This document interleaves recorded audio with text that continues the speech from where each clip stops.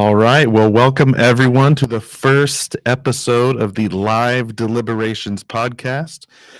This is Abdu Murray, apologist. I'm your host, Derek Caldwell, and this is where we're going to be asking you, the jury, to deliberate with us on past episodes of All Rise, or really any question people might have. Yeah, it can go beyond. It can go beyond All Rise, yeah. But we're really engaged. We want to hoping to engage on All Rise. Right.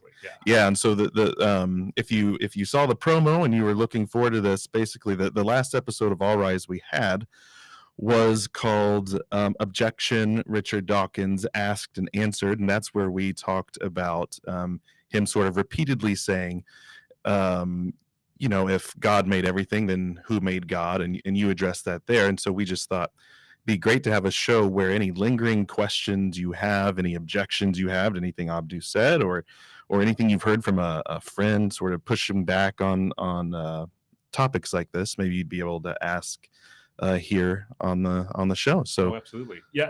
And by the way, just as a primer for what asked and answered in terms of the objection actually is in the episode I do explain it.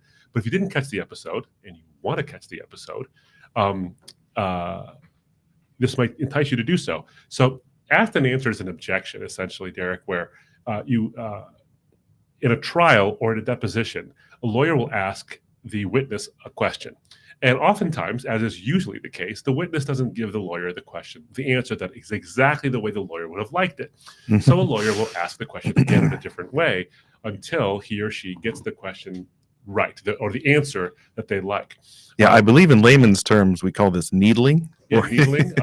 You've also seen objections in TV, badgering the witness. That's right. Really a real objection, but it's the same kind of thing. Yeah. Is that you keep asking the question over and over again, hoping to get a different answer when the answer is the same, and it's not going to change just because you ask it differently. Right. So you can make an objection. Sorry, that's been asked and answered. Can we move on, please? And without sounding a little too overly dramatic, or even maybe even a little belligerent or upset about it, is that I think that this question specifically, who made God? This one's been asked a lot, but it's also been answered a lot. And so the reason why we have this whole series of videos as part of All Rise is that there are questions that have been asked over and over again. Now, not everybody's heard the answers before. So just because it's been asked a bunch of times doesn't mean that the viewers actually heard the answer. Maybe they have that question too.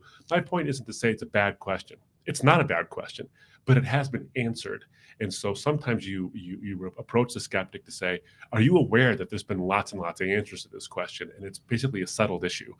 Or maybe you're not. And great, well then let's engage with the answer itself. And so in the episode, we went through quite a few of the details in terms of an answer. It's like, if God made everything, then who made God?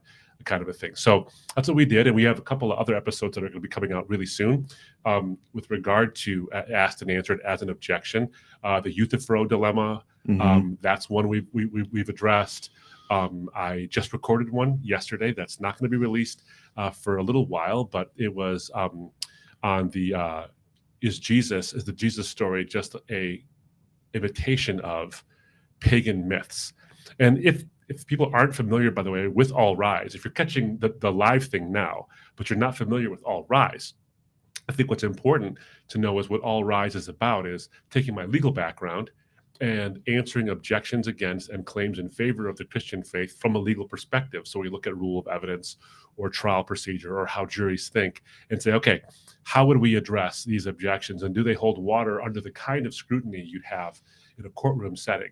And we try to address those every other week on Mondays, and then we do deliberations the following Tuesday. So you, the jury, have some time to actually deliberate and then engage with us on the episode, or like you said, any question you might have. Yeah, and it's an interesting way to, it's cool that you have this lawyer, this legal background, because it is a profession that has honed the way that you see and interpret and evaluate the quality of the evidence. And so it's perfect for an apologetics show or something kind of questioning claims that are made, who's making them, do they have the right not really the right to make them. You have the right to ask any question, but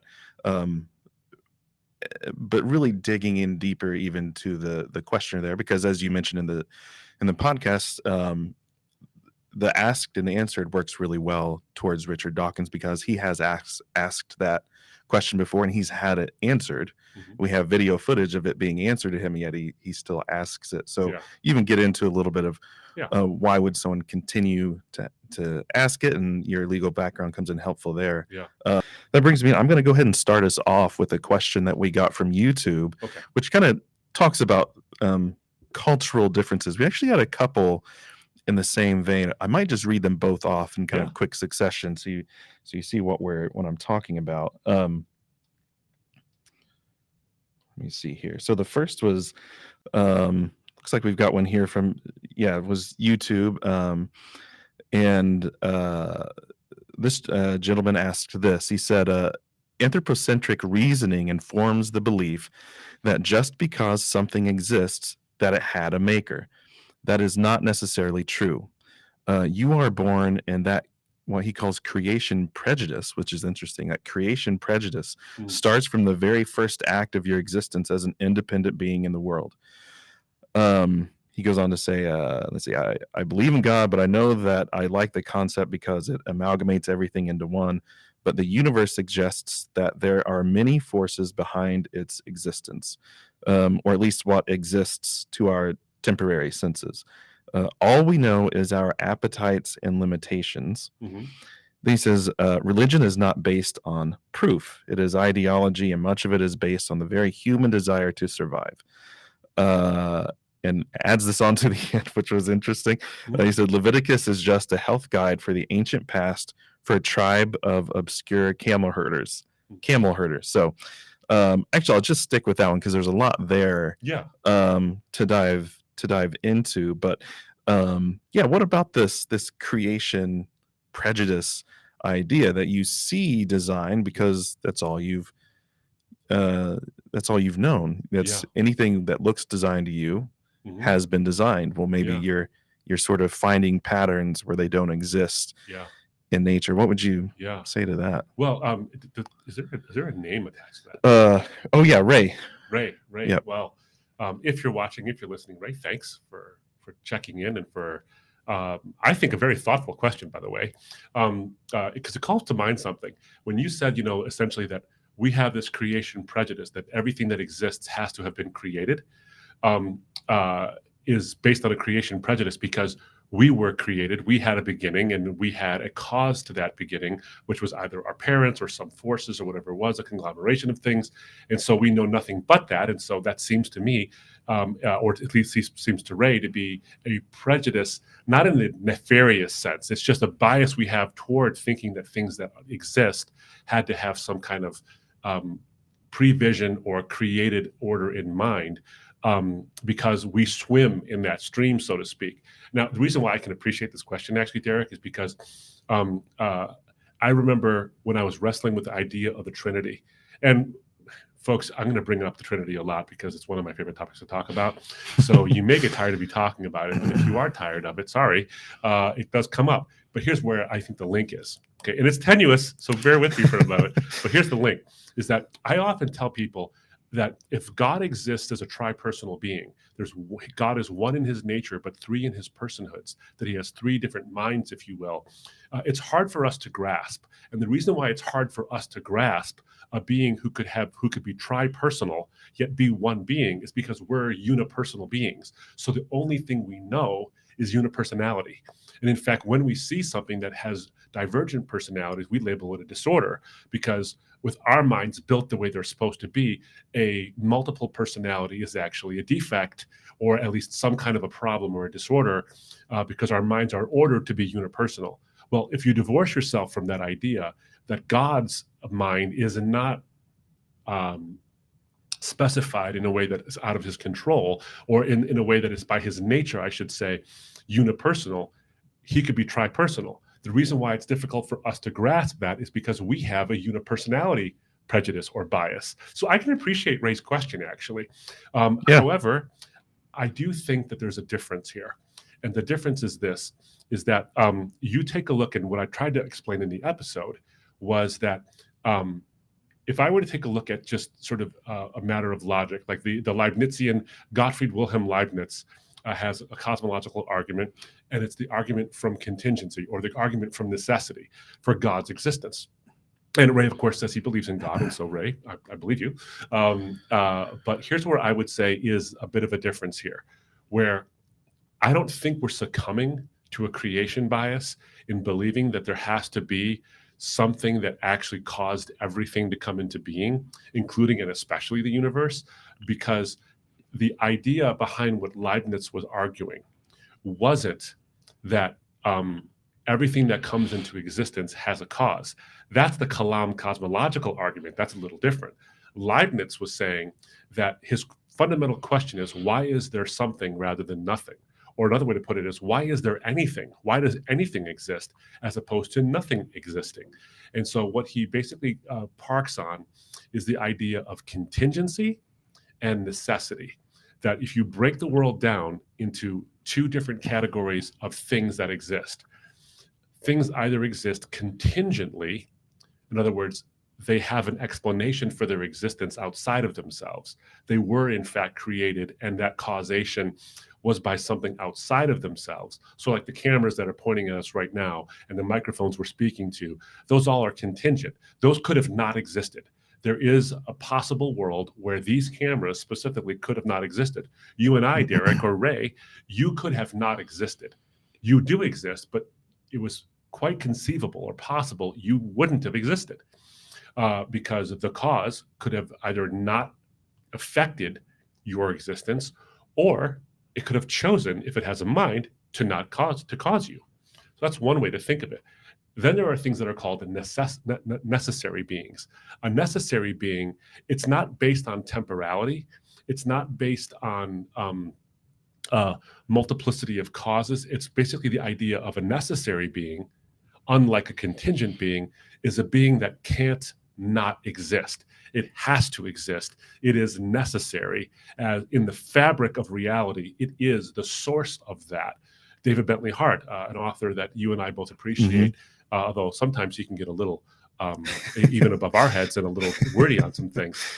He goes in his book, The Experience of God, really goes into, when we talk about God, what are we talking about? We're not talking about the kind of God, and John Lennox, of course, speaks on this, the kind of God who emerges in some way or is a being among many other beings. He is the source of all being. He is the necessary being. So to go back to the argument with Leibniz, is something can be eternal and still be contingent. Like if the universe were eternal, I don't think it is. I think that the standard model for Big Bang cosmology shows us that the universe is not eternal, which already screams loudly for it has to have had a cause. And all those multiplicity of causes themselves are all contingent causes, which means that all of them have to eventually reduce back to a single cause. And that cause has to be itself uncaused, because you can't have an infinite regress of causes. It has to start somewhere. But let's say the universe was eternal. It always existed. It's conceivable. You can think of it as having less matter, that it has less atoms than it actually has, or it has less galaxies, or it's smaller than it actually is. You can conceive of it in these ways. It could have not existed, which means that it is, in fact, a contingent entity. And if it is a contingent entity, even if it was eternal, it has to have an explanation for its existence outside of itself. And you can easily see why the universe would qualify as such an entity. And its cause has to be a necessary being. At some point, all the contingent causes have to trace themselves to a necessary being that has to exist. And so that's what we're talking about. So that's why when Dawkins asked the questions, well, who made God? If you mean like Zeus or Artemis or Apollo, perfectly valid question. The answer is the Titans. And who made the Titans? Well, they emerged from the ether. They're all contingent. So in various pagan ideas of who God actually, or what God or gods actually are, the question is totally valid. But when it comes to the classical monotheistic, especially Christian conception of who God is, and of course Muslims and Jews share this idea, is he is a necessary being. He can't not exist. He is the being that is the grounding of all other being. There is no being, there is no existence without him. And since there is existence, he has to be the necessary being. So you've got to end somewhere. So I think that's why we're not. I can see exactly why Ray is saying we might be engaged in creation bias, because we live in a world where all we see are things that are contingent. But when you look philosophically, things are either necessary or they're contingent. And all contingent things, which is everything I think that we can really conceive of, except for like maybe abstract ideas like numbers and the idea of compassion or whatever, everything else is contingent. But God is, I think, the only plausible candidate for a necessary being that is the cause of all contingent beings. Now that's a lot of philosophy and a lot, but he's asking a sophisticated question. So hopefully folks can really get into that. But if you really want a great place to look, I would look at Leibniz's cosmological argument of necessity. Yeah, it kind of struck me too. I think the question was epistemological too, right? And Ray is a theist, so it's sort of asking the question. He almost sounded like Schopenhauer or Peter Atkins of we can't really trust what our senses are telling us. That's true.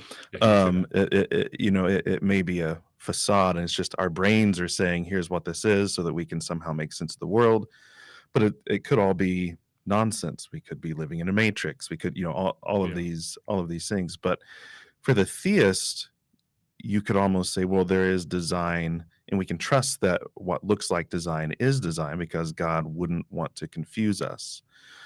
And what do you think? So it's interesting though, because I've heard some non-theists argue before that, because when they're sort of rejecting Plantinga's argument that you can't trust a brain created through a process of evolution. Yeah. It's just a computer that was created by accident, kind of, slapshod together.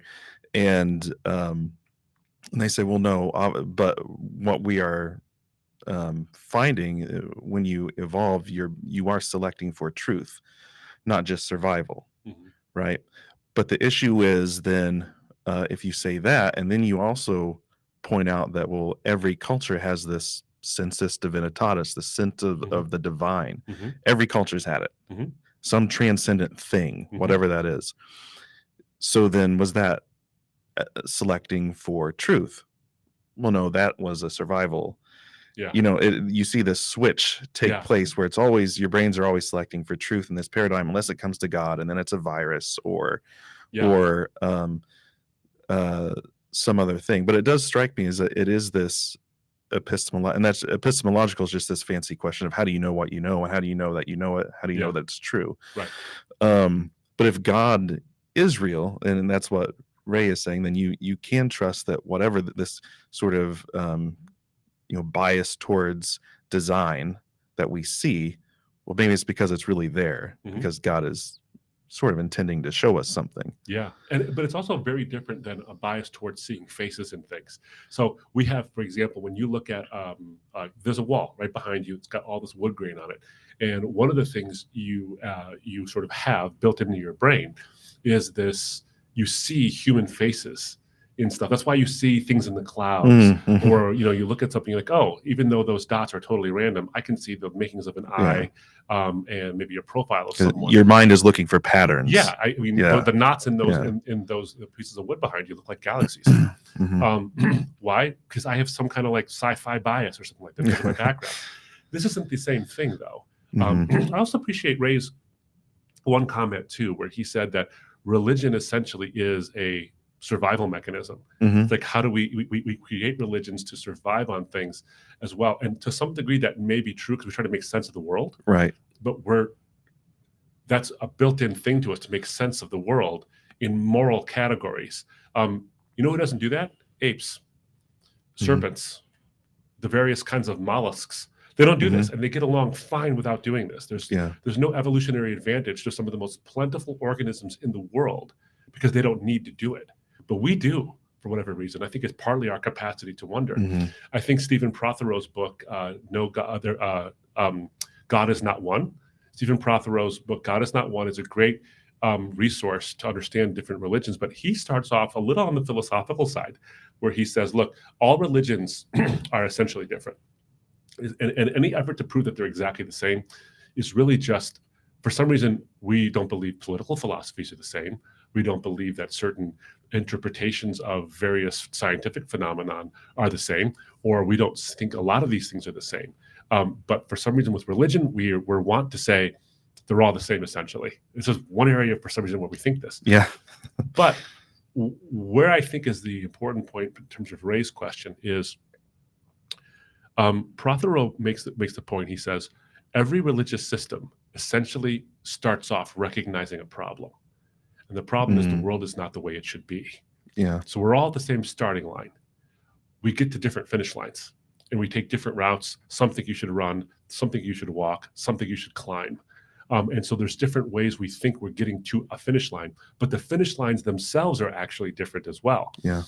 But he also points out, and I think he's right about this, and he's not as explicit as I'm going to be right now, but is that there is an inherent recognition something's wrong with the world and something's wrong with us.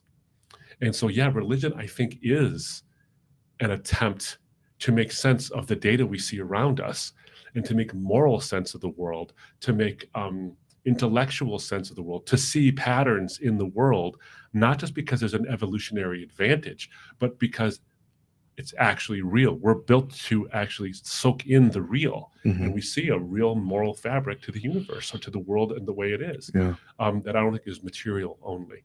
So I appreciate what he's saying there, and I think that religion is an effort to make sense of the world and can be used as a survival mechanism. It forms culture and all these things.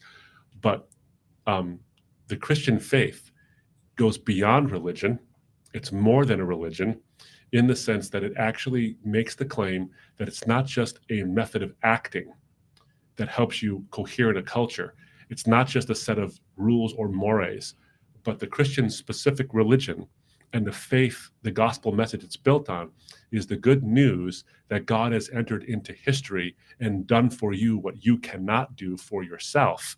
And therefore, every action you do is not to create culture, although those are wonderful side effects.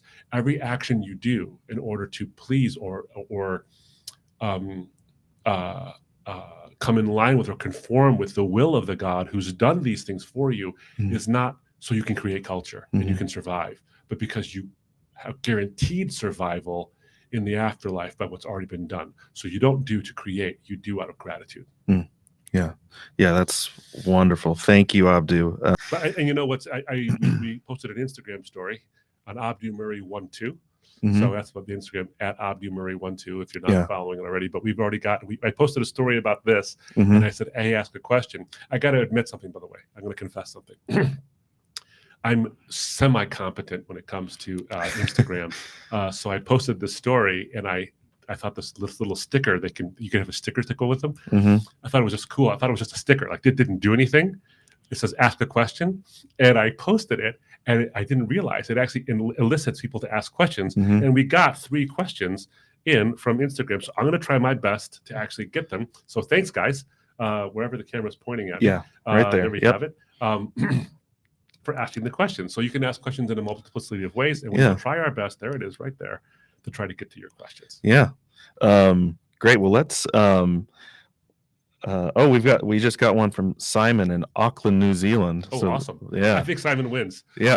I can't think of a place further from us than the moon. Yeah. Other than Auckland, New Zealand. Yeah, I mean, it's literally, it's not even in the same realm. It's Middle Earth. So that's Exactly. Thank you, Simon, for writing in and for watching. I'm gonna do one more question that we got from YouTube. Then I want to jump to, we've got some from the live stream and some from your Instagram. But I want to get to the other YouTube question real quick, because it's in response to the episode that we were sort of mainly talking about today on Richard Dawkins. So this is from Roger. And he says, this guy, I believe that's you, Abdu. I hope so. This guy. Well, I don't hope so. We'll find out what he says. Is falling into a familiar trap with his use of language, specifically the use of the term designer in the context of code, as in the God hypothesis, thereby prejudicing the viewer to perceive the ancient as a computer programmer. And he says very convenient in the modern age. And so this is similar to the last comment, but it changes a little bit here. And at the end, he says concepts of beginning and end are culturally derived. We need to broaden our framework to include indigenous origin stories. What I found interesting is that I think our culture, the idea of beginning and end, is culturally derived primarily because we've been so informed by the Judeo-Christian worldview, because, in its original context, so in the creation stories in the ancient Near East, they didn't really have beginning and end. And you kind of talked about this a little bit. A lot of times there's ether or primordial past, that even the creators are created out of some stuff. But what do you mean? I mean, are you that familiar with indigenous origin stories, or what do you make of this idea of, so he's not talking really about the concept of just a design bias, but even concepts of beginning and end being culturally derived. What do you make of that? So I'll tell you, I actually think I know who Roger is. I think the Indigenous gave it away. So if you're watching, Roger, or if you happen to watch this at some other time, thank you so much for the question. And if you're the Roger I think you are, thank you so much for the way in which you've asked it. I appreciate it very much. So thanks. I'm not as familiar with indigenous origin stories or the concepts of beginning and end as someone like Roger might be. So I want to defer on that as well, to say, look, I'm not going to tread where I think I know something when I don't. However, what I would say is, from my experience in terms of having traveled the world, having interacted with folks of multiple different cultures, multiple different religious experiences, and my own. I wasn't raised as a Christian, and I think having a Middle Eastern viewpoint does at least inform me to some level of a duplicity, or a multiplicity actually, of experiences in terms of beginnings and ends. Is that I think you do have at least to the extent that I'm aware, a universal understanding that things begin and things end. Now, there's cyclical ideas of some of these things that maybe if you look at Eastern religions like Hinduism or Buddhism, where you might have this idea of life as a cycle, samsara, the cycle of death and rebirth. But even in those views, there's an end to it. The whole goal of your particular existence, let's say in Hinduism, is to end the cycle of death and rebirth, so you can achieve moksha, or release, or a unity with the divine. The Atman, the self, becomes Brahman. So you actually recognize that there is an end goal, and that end goal actually has at least some level of end to the successive, perhaps thousands, perhaps millions of lives that have cycled through the death and rebirth cycle. But even that has itself an end. Buddhism, in classical terms, as Buddha taught a system of belief where there is no actual self. There's just an accretion of karma, and that as you, whoever you or whatever you happens to be, that accretion of karma works off the bad karma over the course of successive lives. The goal is to become extinguished. In other words, there is at least some form of an end. So I'm definitely open to hearing what these other ideas of beginnings and ends are, but let's take a sense of the math. I don't think there's a trap here that I'm falling into. I'm open to hearing how I fell into the trap, but I think if I were to look at the multicultural ways in which people think of beginnings and ends in general, okay, multicultural ways in which people think of the beginnings and ends across multiple different religions. Maybe not indigenous, because again, I'm not as familiar. So I want to make sure that that's something I'm at least acknowledging of and humble to admit. I don't know that as well. And Rogers, please do contact us with any information you want to give us and let us look at. Yeah, we'd be happy to get that, Roger. Absolutely, I'd love to hear how those ideas actually work in indigenous cultures. And I'm sure even within those indigenous cultures, depending on how you define indigenous, because you might have indigenous in terms of North America, whether it's Canadian or United States, and the indigenous cultures that were here before. There was a United States or a Canada. Indigenous cultures would, I think, be different in terms of if there is, I don't think, in other words, there is a indigenous sense of the beginning and the end, as if indigenous applied to Aboriginal people in Australia, and the same way with regard to people in North America. I think that would be probably a little too broad of a brush to paint. Right. But I'm going to go ahead and do it in a second here right now, because as I look across different cultures, I do see at least a sense of the common of what people mean by beginnings and ends of things that actually exist. That there is a beginning and an end to things, and that there is, I think, philosophically, whether it's analytical or continental, and you and I talking about the difference on the way over, I think that there is a sense in which we understand the necessary and the contingent. So take design out of it. Take the designer issue completely out of it. A necessary being is the cause of all contingent things.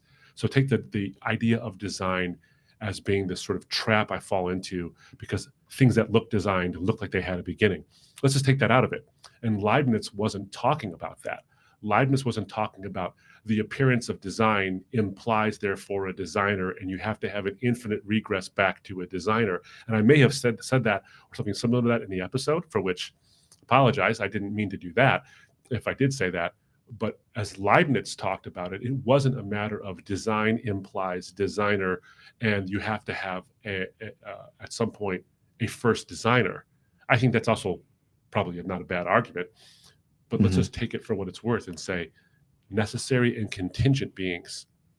And so that's why I said, even if the universe itself were eternal, where there was no beginning, I think you'd have a strong argument that it isn't necessary. Right. It could have not existed. And so even its eternality is a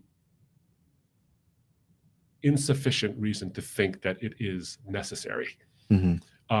You have to have a necessary being that is the cause of that which is contingent. And so I think if we think in those terms, we avoid the trap Roger was talking about. Yeah. Great. Well, awesome. Yeah. Thank you, Roger. We've got some questions in the live stream, but I'd love to hear. Let's hear from Instagram. Okay. So here we go. Instagram. Thanks for chiming in. Really appreciate it. Here's the fun one. It'll be dated later on, so when you see this, but Henry Stephen asks, when are you going to come to India? And India is in all caps, so he might be really excited to come there. And the answer is very, very soon, actually. I'm going to be part of Life Focus Society. Some colleagues of mine and some people that I've done ministry with over the course of some years have invited me to come to Hyderabad as part of a executive program there. And I'll be speaking on multiple different issues, along with some fantastic speakers from around the globe, and right there in India as well. All of my friends and my colleagues who are there, who are great people, have graciously invited me to come. And that's going to be in the beginning of March. So if India is a big country, saying I'm coming to India is like saying, when are you coming to the States? Well, if I go to Michigan or I go to Chicago, a guy in San Antonio, Texas is going to have a tough time getting there. But if for whatever reason you can find yourself in Hyderabad, we'll see you there. Yeah. So how about a more substantive question as well? So thanks, by the way, Henry. This one's not in the same topic, by the way, as the episode. So I'm going to shift a gear here, okay? Yep. It's, what is a good way to approach teens conflicted with identity? Wow, that's going to be a not only a good question, but also a hornet's nest, possibly a thorny issue. I think a great way to start this off, and I'm going to be short on this one, only because I think that there's other episodes we're going to be talking about some of this stuff in the future. I think a great way to do this, though, is to talk about what identity actually is. And is it, maybe even to borrow from the themes of the episode, is it contingent or is it something necessary? In other words, is it contingent upon your mood and your circumstances, or is it something that is essential? And so, when you look at sort of the mood culturally right now, first of all, let me just say this. Everyone struggles with identity. Everyone does. That's what growing up is. I'm going to be 50 in a couple of weeks. I've just figured out a lot about my identity. Now, my fundamental identity, the identity that I have rooted in Christ, that I figured out a while back. But what does it mean to express my identity in Christ? That's what I think we're constantly working on, because the Bible says that we are to be conformed to the image of his Son. Does that mean we have to look and act like Jesus in his personality in every way and lose our individuality? The answer is no in one sense, and yes in another. We are to die to ourselves. That's an interesting thing altogether. But I don't stop being Abdu because I become a follower of Christ. Abdu starts to look more and more like the character of Jesus, not necessarily the personality. I won't tell the same jokes. I won't wear my hair I can't even possibly wear my hair the same way. I don't have enough. But I won't wear my hair. Yeah, there you go. Yeah. But I'm likely taller than Jesus was. Yeah. And even is. So you don't have to look completely and change my identity, but you have to die to yourself and find your true identity in Christ, which means that you recognize the foundation. The foundation of human identity is not in the mood we're in, not even in the cycle of whatever chemicals going on, hormones, whatever it is. It's not even found in our chromosomes. Your fundamental identity is found in being made in the image of God. Now, this is important, though. As I mentioned chromosomes. It's interesting that the Bible says in Genesis 1:27, and of course Jesus repeats it in Matthew, which is, in the beginning he created them, male and female, he created them. In his image did he create them. In other words, something about the male expresses God's identity, or God's image, not his identity, but God's image. And something about the female does. So if you're male, you bear something of God's identity specifically in your maleness. And if you're female, you bear something specific about God's identity, or his image, I should say, in your femaleness. So that's the root. That's the root. Now, I would often approach someone with questions if they're going through identity issues. And often people don't say, hey, I'm having an identity crisis. Some people say that, or some people say, I don't know what's going on with me. I feel like this sometimes. I feel like this. I hear words like fluidity. I hear words like trans this. I hear, this and that, and all these labels for gender. That could be more explicit, like someone's going through something and they are trying to figure things out. You can ask questions in that particular moment, like, what does it mean? Why? What's going on? But you approach them, first of all, get your mind right, which is no matter what it is that comes out of their mouth, no matter what it is that's in their heart, they are made in God's image. So even if they don't believe it, you have to believe it about them, because that means that they have a fundamental value given to them by the necessary being. So they, as contingent beings, have an objective value and an objective identity by the necessary being. And if you violate that, or if you forget that, you run the risk of hurting a person who needs some kind of leg up in terms of getting a grounding.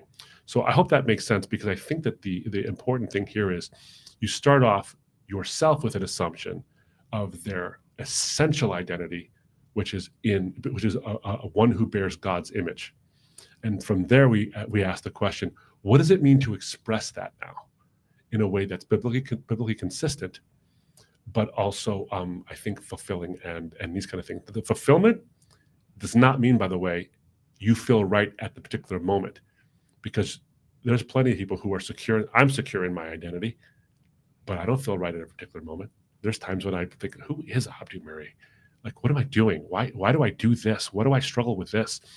It doesn't mean I'm not secure in my identity. So I think finding a grounding for your identity, because if we're just the flotsam and jetsam of the universe, we're just something that was spit out with no prevision in mind, then your identity can be forged by you, but it's only contingent and it might change in a minute.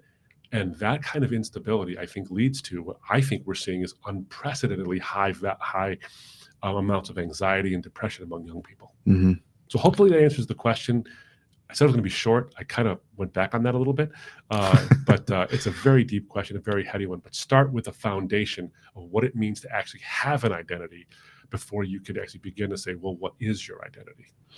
Yeah, such an interesting topic. I know sometime we should get into what is the image of God, sort of, because that's another big one that we don't have the time for, Yeah. unfortunately. But maybe It's a teaser. it's a teaser. We'll get to it. We'll Yeah. get to it. But I just, what you said about, kind of talking about identity there. I think one of the questions we've got actually will help touch on this a little bit too, because the Carol asked, I went to she said, I went to a store with a cross on my shirt and was told it was offensive. It was, but it was merely a cross with the words, he has risen. What am I supposed to do when they say they're offended? So you do see that. I think what she's getting at is there are identities that offend, even if you're not doing anything offensive. But I could easily see someone perhaps, responding and saying, well, when Christians had, let's say, the cultural power, Yeah. if I came in wearing a rainbow shirt and said LGBT, Mhm. some of the, a pride T-shirt or something like that, you might have called that offensive. You Mhm. wouldn't have wanted me around your children. You may not have baked a cake for me. All of these things where you could see where they might say, well, actually, you're just sort of, here's the situation you created.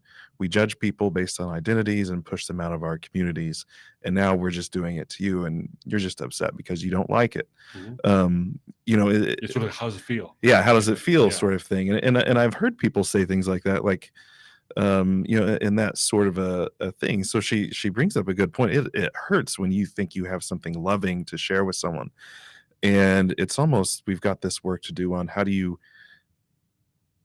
help people again see that it is a loving thing, that a cross is actually very good news. We're sort of back to the early church days where a cross, Christianity is seen as bad news and a silly superstition and Mhm. and something like that. I mean, yeah. So how would you kind of Yeah. counsel Carol there Yeah. on what to do when that happens, knowing there might be a lot of years of baggage behind that question, and a lot of years of pain. Yeah.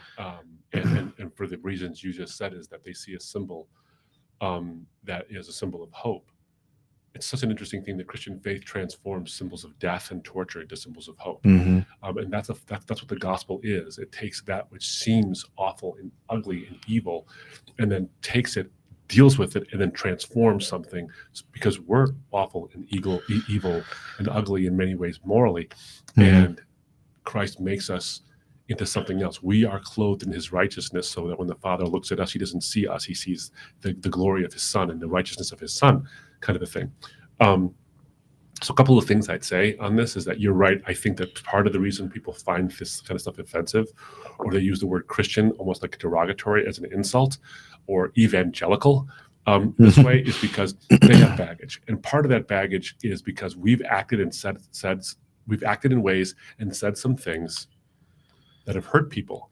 We have to acknowledge that and understand that. And so when someone gets offended at Christian imagery or Christian messaging, understand it might not just be I shake my fist at God and because I hate God and I hate this idea of redemption and forgiveness.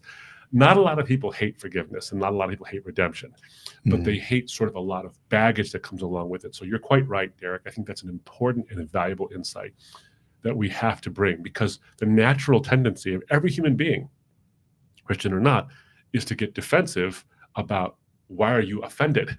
So you shouldn't be offended. Don't be offended. Well, saying don't be offended is like saying stop thinking about pink elephants. It's almost impossible.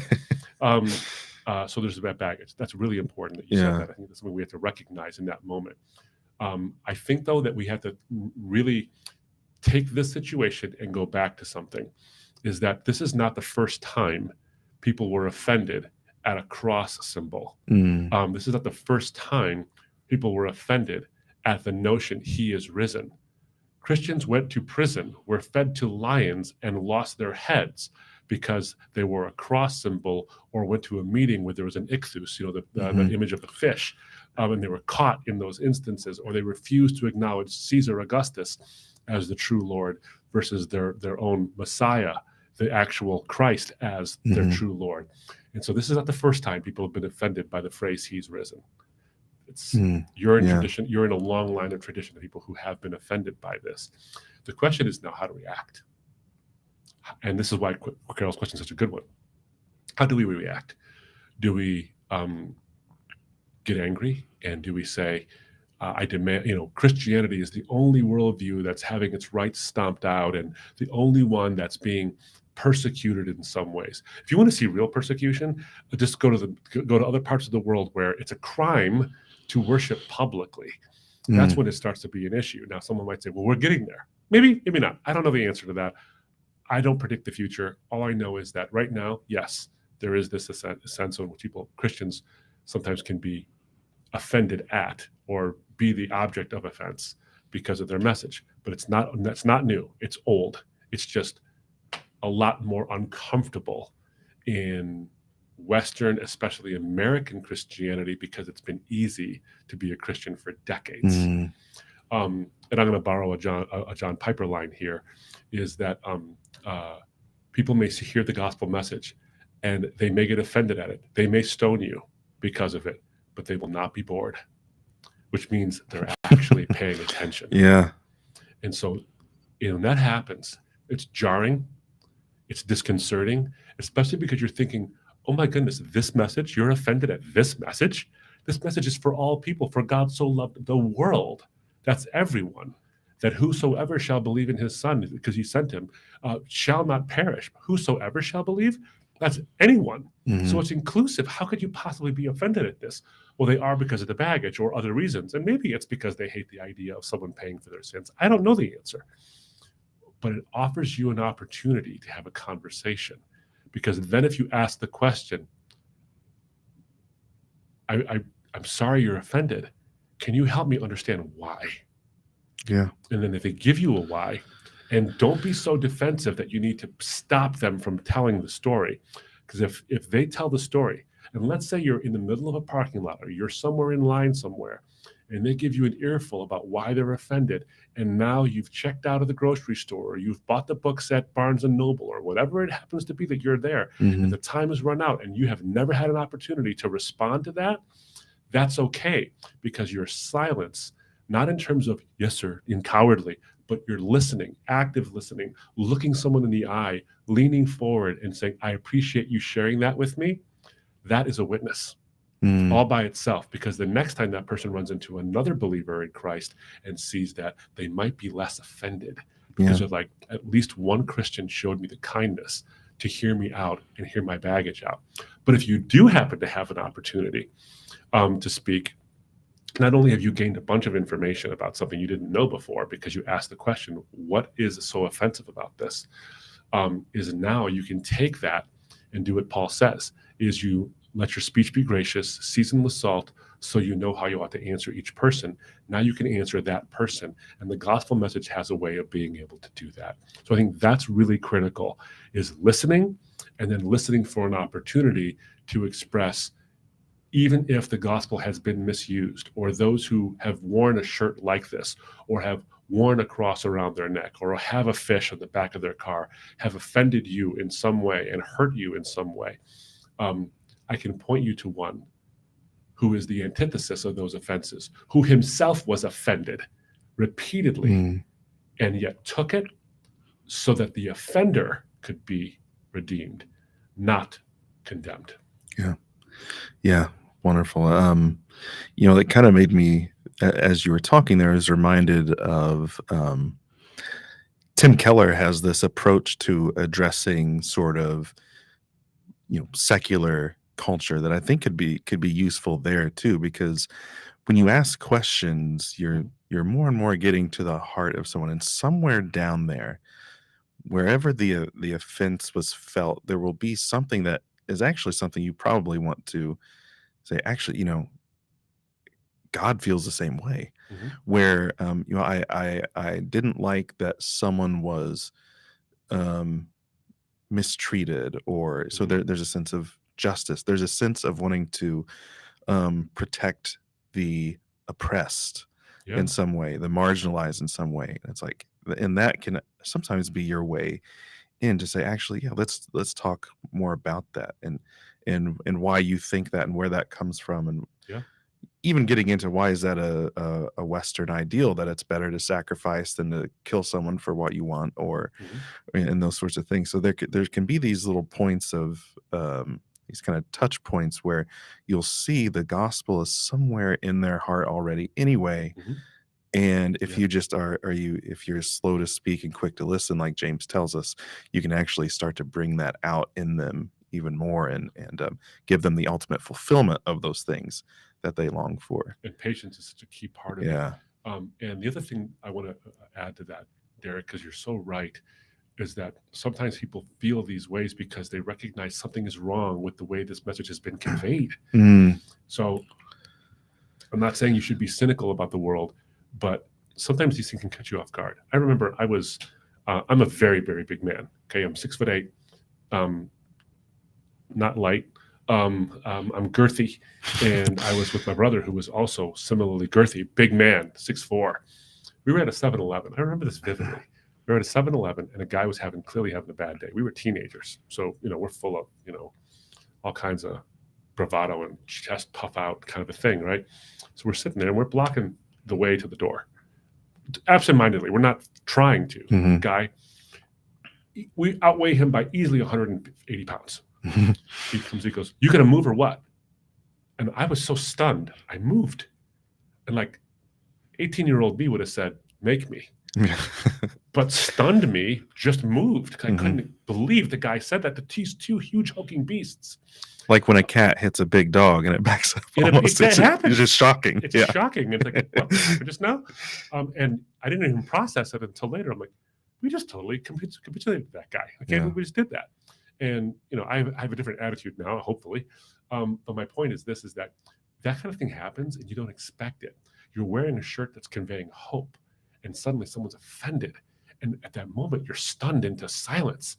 So I think one thing we can do practically to prepare ourselves is to remember, if you wear Christian imagery of some kind, or you profess a Christian message, expect someone to take it in a way that is the opposite of what the message actually conveys. So you won't be stunned into it. So this is actually a valuable encounter that you've had, Carol, because it will give you an opportunity to say, I'm going to expect that again. That might happen again. It might happen sooner than I think. So when it does happen, I'm ready with a kind response that will shock them equally into maybe even a stunned silence, like, whoa, I didn't expect that. Maybe you'll be able to do that to them. Yeah, that would be awesome. By the way, speaking of Abdu being a big man, just share with everyone here that when I joined the ministry, we were talking, and I recognized I'm 6 feet tall, even you're 6'8". And I realized we talked and we're about the same weight. And I said, wow, what a difference 8 inches can make. So that's one of my favorite memories. And I remember that. Yeah, lay off me. I'm starving. Anyway, we got a shout out from Peter Ortada, who he loves listening to this, as well as Coulda, Shoulda, Woulda. So, by the way, Coulda, Shoulda, Woulda, every Thursday, Abdu talking with a world-renowned apologist, a great thinker, and talking about times in evangelistic encounters, kind of like what situations like what Carol's talking about, where something happens and you're like kind of taken aback, don't know how to respond, and sometimes you do it in ways you wish you hadn't, and it's just kind of sharing those and helping others learn from our mistakes, the professionals who also make mistakes. Oh yeah. And you've got to rehash those things in your mind, because the more you do it, the better you get the next time. Yeah. And you also recognize why you made those mistakes, and you grow as a Christian. So I've had Greg Kokel on, Sam Alberry, Fuzz Rana, Hugh Ross will be on soon. Jeff Swearing from Reasons to Believe, Alan Schliemann, York Moore, Bobby Conway, all these folks who, like I said, Derek Caldwell, of course. Caldwell, you're the very first one. Yeah. We do this all the time, and we make mistakes. Yeah. And hopefully it'll encourage you. If you want to watch Coulda, Shoulda, Woulda and be encouraged about a way in which you can actually say, I'm going to learn from their mistakes so I don't make the same mistakes.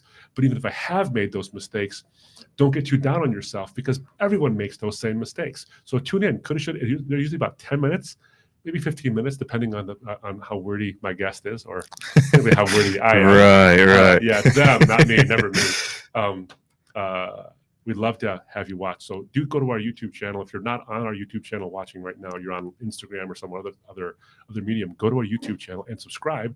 You'll get regular updates whenever a new episode of any one of our things comes out. Yeah. So take a look at youtube.com/AbduMurrayOfficial, I think is the actual URL. Yeah.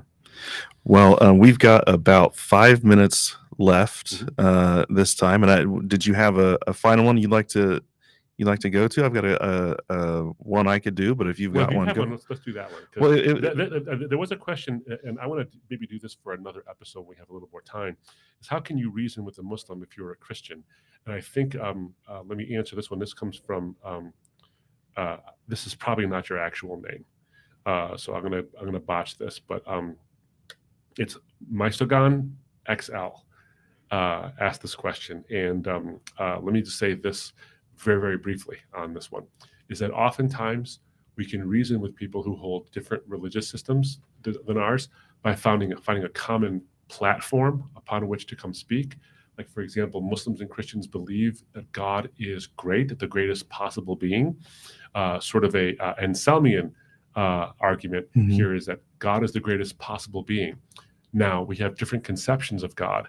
What makes sense? Does the Trinitarian incarnational self-sacrificial God of the Bible make more sense of God's greatness, or does a Unitarian, a fully transcendent, non-condescending God of the Quran and Islam make more sense of this? And that's a good place to come in and have a conversation.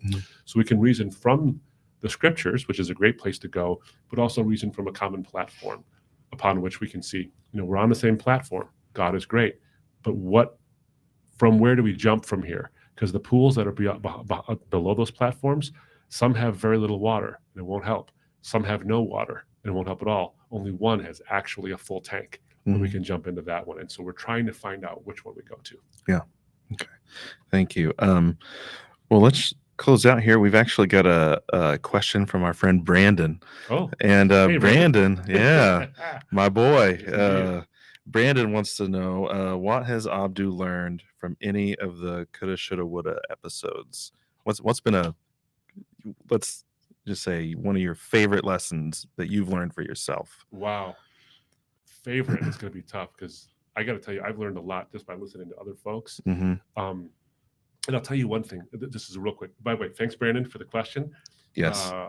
Brandon Cleaver, by the way, has joined us from Coulda, Shoulda, Woulda. Yeah. That's the Brandon we're thinking about. Yes, it is. Sure it is. The one and only. Hey, Brandon. Yes, indeed. The one and only. Trusted friend, wonderful guy, and a gifted speaker and apologist in his own right. So, Brandon, thanks. And we've had Brandon on Coulda, Shoulda, Woulda as well. So when that episode pops, please do tune in, watch it either on the YouTube channel or listen to it on our podcasts. Can I give two? The first lesson is this. I suppose. Thanks, Derek. You'll allow it? Yeah. Thank you, Your Honor. The first lesson is this, is that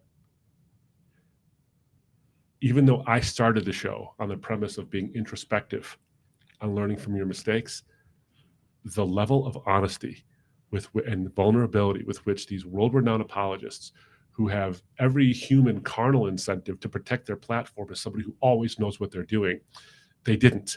They were vulnerable, and they were honest and forthright and forthcoming. And I think that's something that I'm like, this is something we have to do all the time. It's a matter of principle. I started the show. That's what I wanted to do in the show. And their example has encouraged me to keep it going.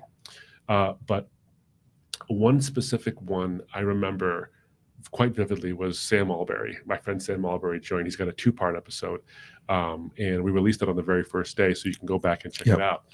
I do urge you to watch that one, because what Sam shared was he was speaking on sexuality to a young lady. The parent had asked for Sam to give a biblical view of sexuality between one man and one woman within the bond of marriage. And Sam gave a very biblically based, biblically faithful, essentially, explanation and dissertation on the biblical basis for why sexuality is one man and one woman within the bond of marriage. And the person said to him, Sam, you did a great job of giving that, but you gave my daughter no hope. The lesson I think I've learned from that is that sometimes you can be right, but not compassionate. And I think being right is a necessary condition for giving the truth, because if you're giving the falsehood, you're never going to get the truth.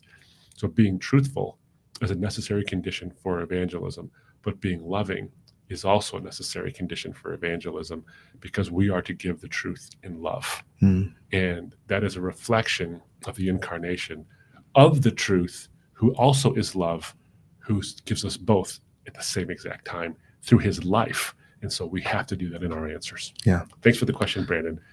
Great one. Thanks. And looking forward to seeing you soon. Yeah. All right. Well, thank you all for joining us. I had a lot of fun doing this. I hope you did too. Yeah. And we loved your questions. You had such good questions. There's one on Stephen Hawking we didn't get to, but bring it next time. Yeah. Bring it next time. We will get to it. But we'll see you here again in 2 weeks, 1:00 Eastern time, same time. And watch All Rise. It will come out next Monday. Watch that episode. Bring your questions to this podcast. You can ask them here, any questions you happen to have. And we're looking forward to seeing you again. I hope you've had a good time and learned something as well. Yep, share the live stream. Yeah. Tag us on social media.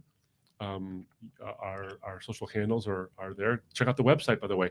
Derek's been doing a great job writing some things that we're going to be putting on the website soon in terms of articles. I'll be contributing some stuff soon, and lots of videos there. So embracethetruth.org. Yeah. Awesome. Well, thank you guys. We love you, and we will see you in a couple weeks. God bless you.